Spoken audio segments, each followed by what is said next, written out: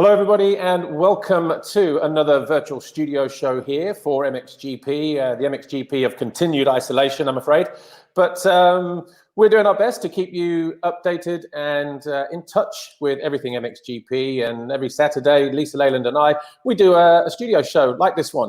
And this week, our guest is Glenn Coldenhoff. But before we meet the Hoff, Lisa, let's check in with you. How is it down there in sunny Barcelona? And how many times have you used the pool this week? Zero times. The weather's been shocking. I've never seen so much rain, Paul. It's just been horrendous. But we've got blue skies today. So in answer to your question, none. I've looked at the pool. I've just not been in it. So skinny dipping later then? Possibly. That's All right. Well, look. Show. Yes, absolutely. Well, look, my name is Paul Malin. We've just met Lisa Leyland. Let's meet our guest for this week from Standing Costruct GasGas Factory Racing, Glenn Coldenhoff. Glenn, in the Netherlands, there you are, right on cue. Yes. Welcome to our virtual studio show. Thank you. The only thing that's the same is that it's still on a Saturday, but from our own locations. How is everything in sunny Holland right now? Yeah, it's pretty good. You know, we have great weather, and yeah, I kind of enjoy also this time. You know, of course, it's difficult not racing, but on the other hand, you know, we can do some different kind of things, and yeah, I enjoy it. Yeah, obviously, none of us have been on holiday, but with this good weather that we're having and the fact that Holland is built on the sand, you may as well be at the beach. Yeah, exactly. No, actually, yesterday was the first time that I went for a jet ski, so the weather is really good. So the water is still a bit cold, but yeah, I think even after Valkenswaard, it didn't even rain once. So that's kind of crazy. Well, apart from jet skiing, what have you done to pass the time these past few weeks? Yeah, you know, I just kept on training. I do 1 or 2 trainings a day, and here in Holland it isn't that bad because we are still allowed to go outside. I can do my road cycling, my mountain biking, some running. I have a small gym here at home, so I can do some gym work, and yeah, just being busy with stay fit, and yeah, doing some different things as well. I'm busy with my garden now. We start to rebuild it, and yeah, like I said, you know, it's something different. Are you missing your training buddy, Ryan Hughes, at all, or not so much? He's like, no. Yeah, no, I do miss him, but yeah, he went back. I think 1 week after Valkenswaard. You know, as soon as yeah, it started to be crazy, and he just left on time. The day after, you could not fly into the USA again. So yeah, we're still talking, and he's enjoying Hawaii at this time, but he would also love to go back to racing. Yeah. Why not? So all of us do. Oh gosh. Yeah. How did that relationship come about actually between you and Rhino? Because you know, in terms of who, yes, you're both racers. He's an ex-racer. You're currently racing, and we see that he's, you know, turning his attentions to training and coaching, and but obviously being American and mostly being over there. How did your relationship start, and when did it begin? Yeah, it's actually for a long time I've been following him on Instagram, you know, and I felt like he was giving a lot of free information on social media, and I always liked the post he did, and yeah, then once I sent him a message that I appreciate the things what he put on social media, and yeah, it turned out that I went training with him 1 week in Spain. And yeah, I was pretty happy the way of working, the way he's teaching, and being a coach. And he has a lot of knowledge, a lot of experience, also with injuries and back problems, same like what I had, you know, 1 year ago. So yeah, from there I tried to make it happen to get him here for the year. And yeah, especially after last year, you know, I had definitely some really good results, and I'm always pretty looking at myself where I can be better. And yeah, I changed a few things, you know. with my diet, you know, I try to be a little bit better. My girlfriend stopped his work, and she's working for me now. So that's definitely a big step as well. And just taking all the things around, you know, with the flights, all the bookings, and social media, talking with sponsors, and you know, doing a lot of things around, so I can really focus on my own training. And yeah, like I say, you know, I'm trying to grow, and I feel like every year I can be a little bit stronger, and I'm still growing. And yeah, Rainer was also one part of that, you know. Some knowledge, yeah, the experience, and yeah, he knows a lot of stuff which I pretty liked. And yeah, finally made it happen, you know. I try to make those changes to get better results. And so I make a big investment in myself. But now with only 2 races down, you know, it's kind of weird. The season, yeah, nobody knows when it will be back again. So yeah, it's definitely a hard time. And you know, with the plan I had in mind, it's not easy. But yeah, we'll see. Okay, well, we have a question for you, Glenn, from Facebook. This one's from OJJ106, and he says, how old were you when you won your first race? OJ, I was my first race, right? It was probably when I was 8-9 years old.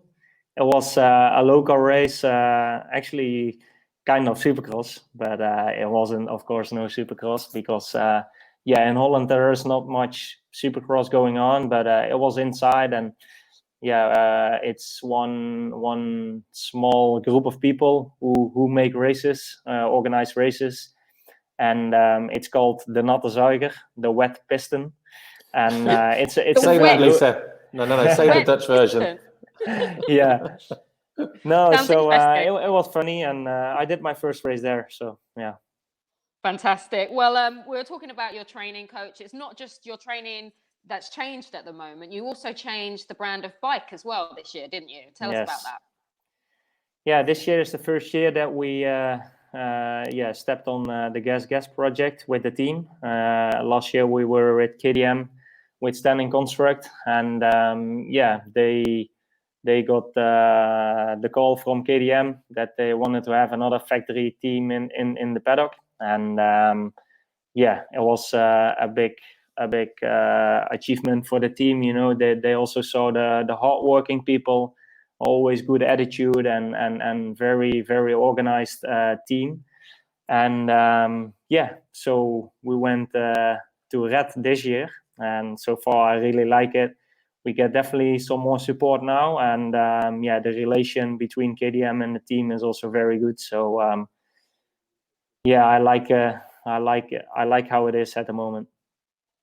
Okay, well, another question for you on Facebook. This one's from Liam Morod. What country would you like to visit to ride the most? It's a difficult one. I mean, we are traveling all over the world, right? Yeah. And we always have the best possible tracks and the most nicest, beautiful places. So yeah, which country? I don't know. I would like to go once to ride in Hawaii. I mean, yeah, that's a pretty cool place, I think. That would be incredible, going to Hawaii. Yeah. Yeah. Well, just going back to what we were talking about with GasGas, it was very ambitious, wasn't it, for the KTM group to announce the acquisition of GasGas, and then to decide to go racing immediately with a factory team. But they have pulled it off, haven't they? Sorry, say that again. I said it was very ambitious, wasn't it, for the KTM group to announce having GasGas on board and then to go racing immediately with a factory team. But it all seems to have worked, hasn't it? Yeah, it definitely was. You know, of course, our bikes came pretty late. I only started at the first GP, and of course, there were a lot of talk about people when it should come and how it will look like and all that. But in the end, it's a lot of organization. There's a lot of work behind, and of course, it took some time. And they also could play it easy and wait with it for another year, but they decided to do it the hard way, and it turned out great. Everything is on point, and it was definitely some stress time also for the team and for the factory, but in the end, it turned out well, so it's good. Well, despite the rush to get everything up and running, everything from changing the color scheme on the truck, the bikes, factory parts, getting everything in place. Matterley Basin, as we see here on screen, actually went okay for the first round. Certainly better than this time last year. Yeah, sure. It was a okay start. 2 times 6 for 7th overall. Of course, I'm working to get better results than that, but the season is long, and probably most of the guys think I'm always faster in the end of the season. So, but I really felt this year, I came in very well. I came in prepared, and I felt really strong. And I felt different than other years. I felt way more ready, and 2 times 6. I was happy on Sunday, but then when I watched the races back on Monday, I was still not very satisfied. So And did you watch those races back with Ryan to sort of give you a little bit more insight? Yeah, sure. But we also make videos, from our own, next to the track and all that. And we definitely learn from that. And I felt like I could have done better there, but that's always the after talk. Yeah. Did you actually do much riding before Matterley? In the pre-season internationals, because obviously a lot of people go and do the Italian races. There's the one in France, there's one in England, although England was a bit of a swamp fest this year. But did you get to do many or not? Because you seemed very, very quiet in the run-up to Matterley. Yeah, actually I had a very, very small injury before Riola, because I was planning to do Riola as a first race, and then Houston Park. And in the end, I didn't ride in Riola because I wasn't ready to race yet. So I'll skip that one. And, before I made a plan and I was watching on the calendar which races were there. And usually all the races I didn't compete were the ones where it's wet, rainy, snow, cold. And so I decided to do England and Riola, where it's normally pretty good weather and pretty good racing. But it turned out completely opposite. Houston Park was like a big mud fest. And Riola I couldn't ride because of the injury. So it turned out all different, but that's with the whole season at the moment. So strange year. Yeah. Well, the second round was your home GP, Glenn, of Balkansward. Yes. Consistent on Saturday, but on Sunday you really had to work for every single point, didn't you? Yeah, exactly. No, it was a very hard weekend because I felt very, very strong. I felt good with the bike. Everything was working great. Only that first moto in the first lap, I came together with Jacoby. It was just a race incident, I think, and I started from that last. And this one here, it was a pretty big one. Yeah. So what actually happened there? Did he go for a gap that wasn't there, or did you just not see him as you tried to come in from the outside? Yeah, I was going very slow up that hill because I had to go to the inside because Jonas and Tonus crashed in the corner before, and so I came in way too slow, and we came together. The lines came together, and we came together. So it was a big crash, and starting from that last, is very difficult. But on the other hand, I felt like I was a bit lucky that the track was so demanding and so rough and so difficult. So I could, easy make up the time, on the other guys. So in the end, came home 9th, and that second moto was a bit weird. I crashed in the start in the first corner with the Sal, and I got stuck with both legs into his bike, and I was burning my leg, and I felt it. I felt it burning, and I couldn't go out. So luckily Clément saw it very quickly, and there were some people helping me out, and that's definitely saved me. But I had a lot of pain and decided to go on. Had another crash in the first lap, just being not really focused. And so I started way back. And in the end, I came back to 7th, I think.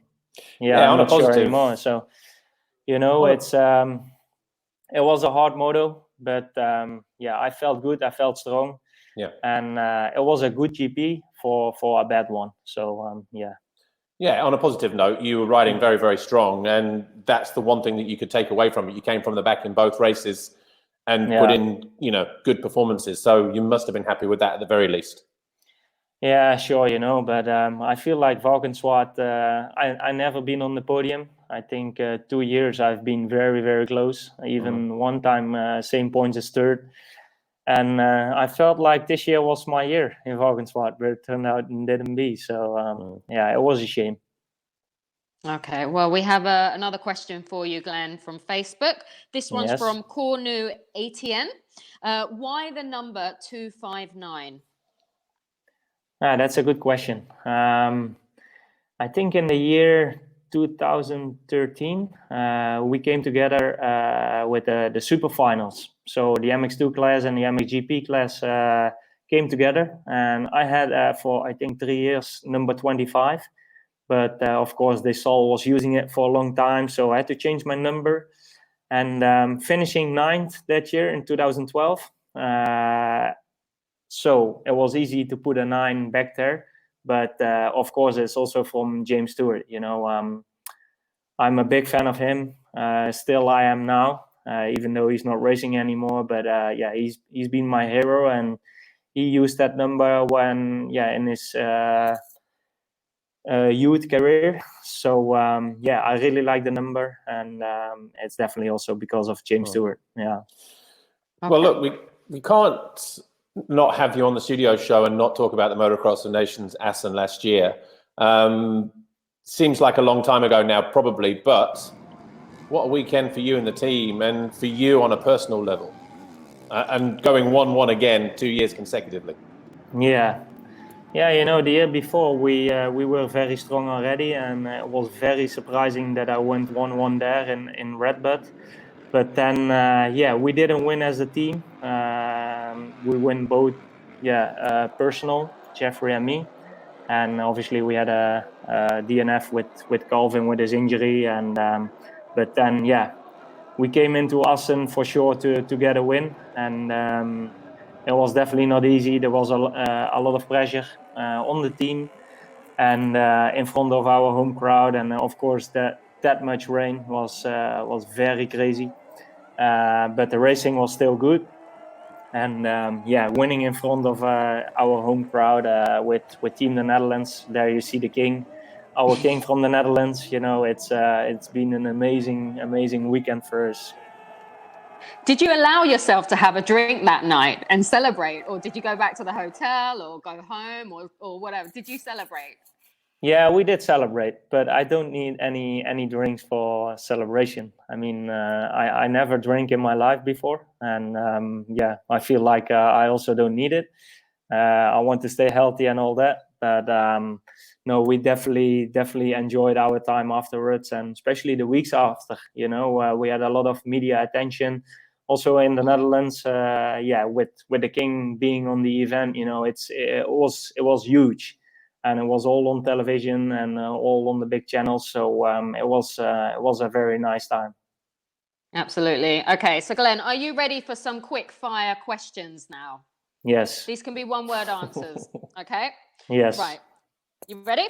Glenn Coldenhoff, do you have a middle name? No. I don't know why I find that so funny. Not everybody does. What was your first bike? Kawasaki 60cc. Okay. When was your first race? 2000. Yeah, 2000. Okay. Who is your best friend at the races? Riding friend. Probably Kevin Strijbos. Okay. Favorite racing memory? MX of Nations in Assen. Okay. The last movie you watched? We're doing Netflix now, so we're looking at Vis a Who Vis. isn't? What's that? What Vis a Vis? It's I don't know how you say it. It's 4 seasons. It's about being in jail. Yeah, Fantastic. from the jail. So it's pretty cool. I've been watching Prison Break, but I know I'm a bit late on that. Have you seen Prison Break? Yes. I'm really I like late it a on lot. It's fantastic. It really is. Yeah. Okay, favorite TV show? Yeah, it's a Dutch one. It's Veronica Inside. Okay. Who is the funniest person you know? My old mechanic, Frankie. Okay. Who is the smartest person you have ever met? Difficult questions, eh? Frankie, your mechanic. Yeah, I'll go for that. Who is the tidiest? Who's more tidy, you or your girlfriend? Probably my girlfriend. Okay, surfing or jet skiing? Jet skiing, of course. If you were a dog, what kind of dog would you be? Labrador. They say dogs look like their owners, don't they? That's what they say. Yeah. Who is the most famous Hoff? Hasselhoff or Coldenhoff? I'll think still Hasselhoff, but I'll try to change that. No. You're so modest. Oh no, but he said he's about to change that. I like that. Ask him again. Ask him again. Ask him again. Who is the most famous Hoff? Hasselhoff or Coldenhoff? I'll go for Coldenhoff. Boom. There it is. There we go. That's what we want to hear, that confidence there. Okay, well, we do have some more social media questions for you, just quickly. I think you touched upon it earlier. Adrian Bolvikian, how did you feel to go 1-1 at the Motocross of Nations, and when did you realize that the Netherlands had won? Thanks for your question, Adrian. Yeah, going 1-1 on such a big event, you know, everybody in the MX world is watching this race, and doing that for the 2nd year in a row, it's the best feeling ever. And that's also my best race in my career, I think. And yeah, I realized it quite quickly that we should won that race, as I was leading. You know, we coming into the 3rd moto, we only needed one good result, and I was leading, so I knew we were going to win. And actually, guys, I was getting very close in that last moto, but yeah, finally made it to the win, and yeah, it was amazing feeling. Fantastic. Okay, James Stanley, what kind of music do you listen to? Just to the radio. I like all different kind. Yeah. Do you listen to music before race, before you go out? You know, with the AirPods, with the headphones, or no, not? not really. No. Okay. Okay. I don't know. Stienche Mativil. I don't think. I hope you pronounced that right. Apologies. How old were you when you did your first race, and where? It was in 2000, and it was a little place close to my house here. It's called Uden. Yeah. Okay. I know. And Kristan Minarovic. Sorry. Jeez, they pulled him out today. I'm sorry, I'm rubbish with names. Which is your favorite track? Yeah, I'll go for Red Bull. I really enjoy that track. It's been the best I've rode on. So yeah. Okay, Well, that's it for the social questions. Well, look, Glenn, obviously at the moment we're not racing. The calendar now is sort of July. How will you continue with your preparations between now and then? Will you kind of just play it day by day and wait on announcements and things like that? Or are you just kind of, have you just backed it down, you know, maybe just 10 or 15% and you're just ticking over there? Yeah, of course, you know, I'm not training full gas at the moment. I'll definitely do a little less. But yeah, I try to stay as fit as possible. And yeah, I'll just not look at day by day, but I'll look at week by week. You know, I'm making plans for every week, and as soon there's more information, you know, I feel like I need a week of maybe 6 to get fully ready again, and by that time for sure we know more, and so I can make my plannings and all that. So we'll just wait, because everything is unsure at the moment. All countries they have different rules, so it's not really easy to I'll just have to wait, I think. How are you? Just my train of thought's gone there, actually. In terms of being in Holland, what is the situation there with lockdown? Obviously, I know in Belgium and in the UK they revised it that it was going to be another 3 weeks. Any signs of coming out anytime soon in the Netherlands or not? Yeah, it's actually going the good direction, I think. The small kids, they can go to school already, and I think until 12 year they can do what they want, and from 12 to 18 years they can do some sports, of course, with a 1.5 meter. And it looks like they're working on professional sporters to give them the opportunity to do some training as well. And my federation is working on a plan for that, and they are closely in contact with the government and try to get something sorted, so we can do at least some riding and maybe do some testing and all that, you know. So I'm happy the KNMV is on that, and hopefully it will not take that long anymore. Okay. Couple more questions, Lisa? Yeah, a couple more questions for you on social. Jeff Mayer. Jeff Mayer. Is 1-1 at Ernie and Motocross of Nations a goal for you? Definitely. I mean, I think Stefan Everts and Antonio Cairoli did it the same what I did, where twice in a row 1-1. But I think no one ever did 3 times in a row. So that would be a big achievement, definitely. But of course, that's the goal. But I also know it won't be that easy. And it's an event which you do with a team. And it's a team race. So it's difficult. But it's definitely my goal. Okay. Also going back to your trainer, Ryan, Fonz MX524 says, is it hard to train with Ryan Hughes? No, it's not really hard. Of course, he is well known as a hard training guy, and he still does that himself. And I want to make a step, and the way he's teaching and coaching, I really like that. And I just do what he say. And of course, we're talking a lot about my feeling with the training, and we talk a lot together. So I'm feeling good with that. Yeah.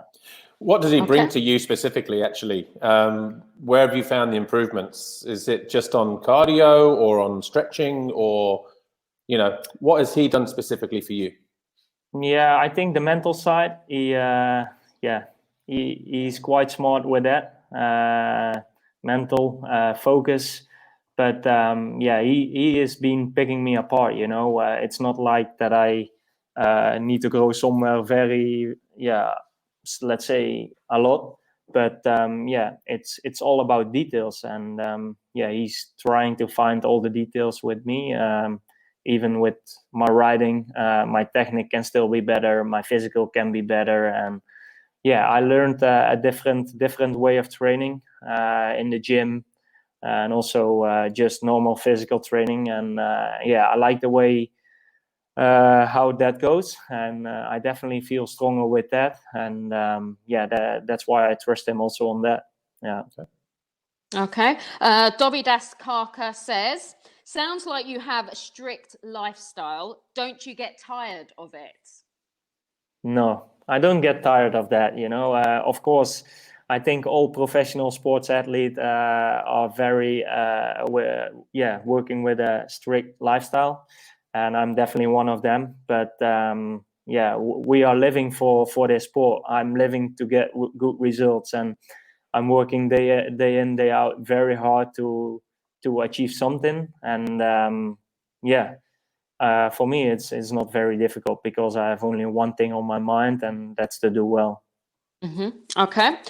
Luke Wright, other than jet skiing and cycling, do you have any other hobbies? It's nice. This is my friend. He was living in the same city. Yeah, I have the same hobby as he does as well. I like to do some fishing also. And yeah, besides that, jet ski, fishing. Sometimes I do some BMX. I also like that. And yeah, that's what I do beside the motocross. Okay. Good job. Any more? No, that's it. That's it for the social questions. Thank you guys for all your questions. Yeah, and I'm out of tea. So it's perfect. Well, look, no more social questions. So all that's left to say then is thank you to Glenn Coldenhoff from Standing Costruct GasGas Factory Racing for joining us and giving up his time this afternoon. I guess you can get back to doing the work in the garden now then, Glenn, you and yes, Nikki. My dad is still going, so I'm going to help him now. All right. Well, look, thanks once again, and keep safe, keep well. Say hello to the team for us. Obviously, Lisa, thank you to you in Barcelona and to everybody in our control room in Italy as well to bring you this live broadcast on Facebook, on MXGP's Facebook page. And join us again on Tuesday. I'll be doing a live Instagram at 4 o'clock. Lisa on Thursday at the same time, Instagram Live.